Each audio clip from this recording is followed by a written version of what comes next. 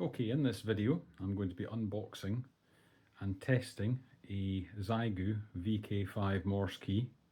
I'm also going to be finding that it's faulty and I'm going to be having to fix it. So that's a new product that hasn't gone entirely according to plan, but I would say that half the things I buy don't work out of the box anyway. So there's no news there, but I hope you find the video interesting and it might be useful to you if you're thinking about buying one. Okay, thanks. So it's unboxing time. Never done an unboxing video before, and I don't normally do product reviews, but I bought something and I thought it might be quite interesting to look at it and maybe do an evaluation of it. I will be editing this down, and in the box it's a Xiegu VK-5. And what is a Xiegu VK-5, you are asking? Well, in this box, oh, there's a cable. That's very handy. Oh, we've got Allen keys, so that's presumably for adjustment. A couple bits of packaging. And in here, a rather nice, if I can get it out, a Morse key.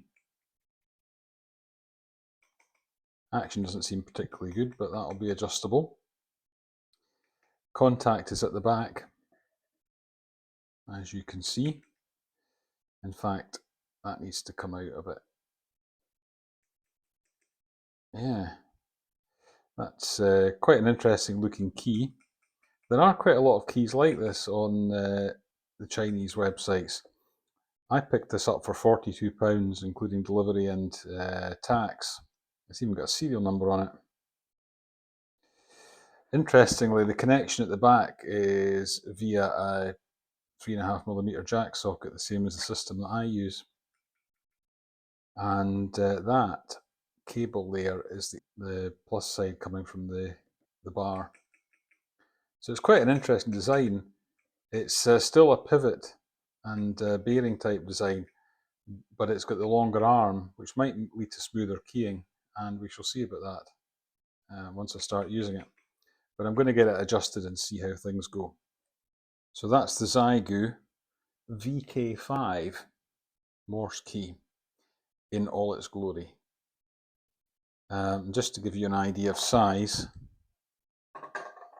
it's about the same length as a Stanley knife.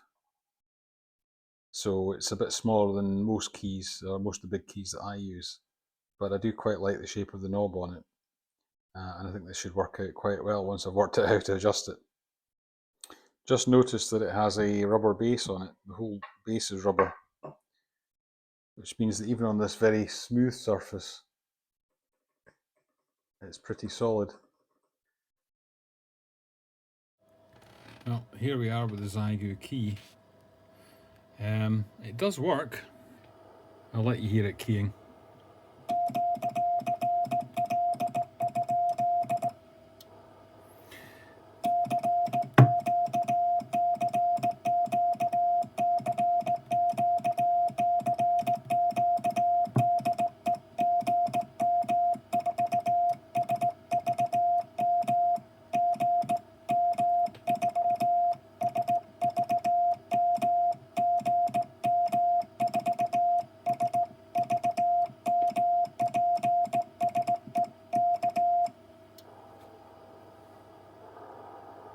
Somebody tuning up.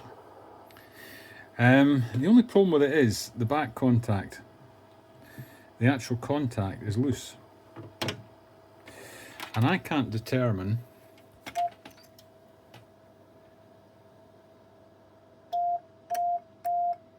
you see that?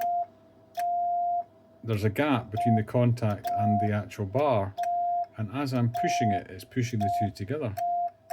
So I'm going to have to take it apart and have a look at that because it doesn't feel right. But it does work as a key. Well, I've dismantled it because I watched a video. I watched another video from another YouTuber, and they have not got the click, and theirs is not moving.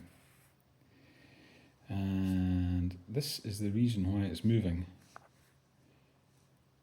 this is a friction fit in here, this contact, and it's actually loose. So what I'm going to do is try and make it a bit tighter. You can actually push it up from behind. Yeah, that's it. That's it moving now. It should not be doing that, so I'm going to have to try and tighten it up somehow. Yeah, so I couldn't get it out, and I've managed to scrape it in the process even though I used cushioned pliers. I can't get the pin out. I should be able to take that out. The idea was to try and pack it with something and put it back in. It's not threaded either. So what I've done is I've pulled it out until it is tight and I can't push it back down again with my finger. And I think that will be it. I'll put it back together and see what happens. So that's it fixed. You can see there's a gap between the contact and the bar because I've kind of pulled it up to get a friction fit. The problem now, of course, is that it doesn't align correctly with the top contact, so that's the next thing I've got to look at. Okay, that's it lined up better. It actually is parallel. The way that I adjusted that was to undo the bar with the second of these screws and just wiggle it a little bit to get it back into line. So it is working now. It's a nice enough key, but it's a lot quieter now. I would say these bearings, although they are ball race bearings, they have a bit of lag on them. It feels like a normal pivot because there's a bit of side-to-side motion. The theory of side-to-side motion is it stops your hand getting as sore if you're sending American style. You can see that this is sitting out slightly because I've had to pull it out slightly, adjust it out slightly in order to get the contacts lined up. So, how many points would I give it out of 10? I'd probably give it a 7. I think it's a great looking thing. It's quite lightweight compared to what I'm used to. I think it would be a good beginner's key if it wasn't faulty at this end. I think a beginner wouldn't be able to fix this. But it'll be a good key for portable use, I think, maybe out in the garden, things like that. So I hope you found this video interesting. What can I say? It wasn't expensive and it does work. But it doesn't work as well as I hoped it would, and it doesn't really live up to the way that it looks. Okay, bye.